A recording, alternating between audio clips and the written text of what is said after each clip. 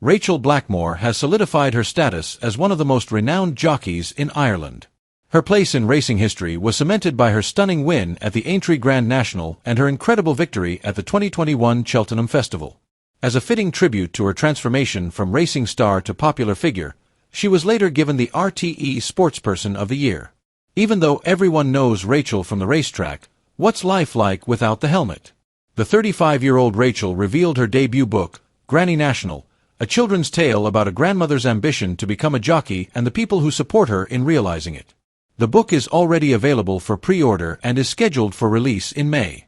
Rachael and fellow jockey Brian Hayes have a long-term friendship that goes beyond the glamour of the racecourse. In a 2021 interview, Rachael talked candidly about their shared home life, despite the fact that the pair largely keeps their private lives private. "I live with two other jockeys, Patrick Mullins and Brian Hayes," she said. "It's a great house, located in Leighlinbridge, Carlow, close to all the big tracks in Ireland." Although most people would anticipate hearing about racing all the time, Rachael acknowledged, "we don't talk about racing half as much as people think. When we get home, the house is simply like any other."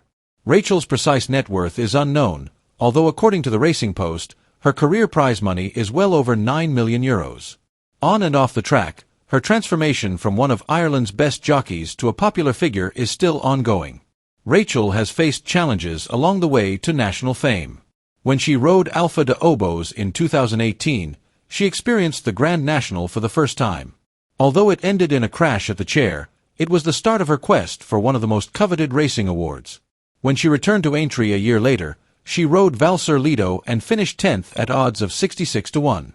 According to the Mirror, the epidemic prevented the race from being renewed in 2020, but in 2021, everything changed. Rachael went from being a beloved Irish jockey to a household figure in national hunt racing after her ride on Manila Times produced the historic victory. The triumph was historic, demonstrating to the world that she was not just among Ireland's top players but also one of the sport's most adored personalities. But Manila Times' bid to win again was unsuccessful the following year. Rachael was not deterred, however. She rode another horse trained by Henry de Bromhead, Ain't That a Shame, in 2023, but her chances of winning were crushed. She now has Manila Indo, a well-known horse, with whom she intends to regain her fame at Aintree. Rachael's ability to bounce back from setbacks and go for that elusive second Grand National victory is a credit to her skill and tenacity. At the Grade 1 Boodles Anniversary 4 Juvenile Hurdle Race on Thursday, Rachael's horse, Willie de Hoel, fell and died, leaving her in an ambulance in a recent tragic event at Aintree. Blackmore was thrown from the saddle of the 4-year-old horse, which was owned by Rich Ricci and trained by Willie Mullins, after it collapsed heavily during the race.